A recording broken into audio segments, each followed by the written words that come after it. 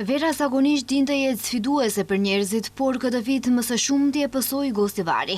Në kulmin e sezonës verore, temperaturave të larta, kthimi të mërgjimtarëve në vendlindje, ata mbetën pa ujë. Por më shqetësuesja ishte se rreth 3.000 banor u helmuan nga uji i pishëm.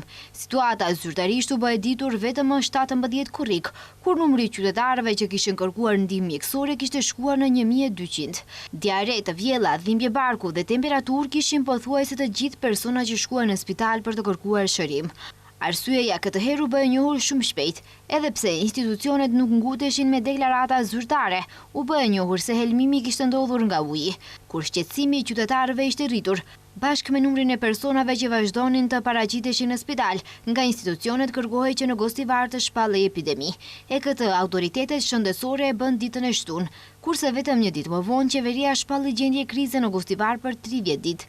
Ndërsa me njëherë të hënën, policia doli me njoftimin se e kanë arrestuar drejtoreshën e ujësjellësit të Gostivarit, Artana Hasani, së bashku me 2 zyrtarë të tjerë të ndërmarrjes. E më pas prokuroria i konfirmoi dyshimet e qytetarëve se ndërmarrja e ujësjellësit e kishte vënë pompën e ujit nga një kanal i hapur në funksion të 2 pompave të ujësjellësit, me qëllim që të arrisnin presionin e ujit.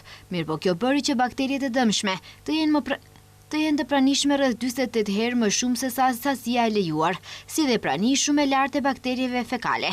Ndërkohë, paraprakisht Agjencia e Ushqimit dhe Veterinarisë e ndaloi rreptësisht përdorimin e ujit për të gjitha llojet e përdorimit. E në këtë situatë kaotike mbeti edhe i mjegullt fakti që rezultatet e fundit të qendrës së shëndetit publik të publikuara më 29 qershor thonin se uji në Gostivar është i përshtatshëm për pije, ndërkohë që prokuroria në njoftimin e saj tha se uji atje ka qenë i ndotur që më 25 qershor. Kurse kryetari i komunës Valbon Limani në të gjitha paraqitjet për media që ka pasur këto 2 javë ka thënë se nuk ndjen përgjegjësi për situatën me ujin.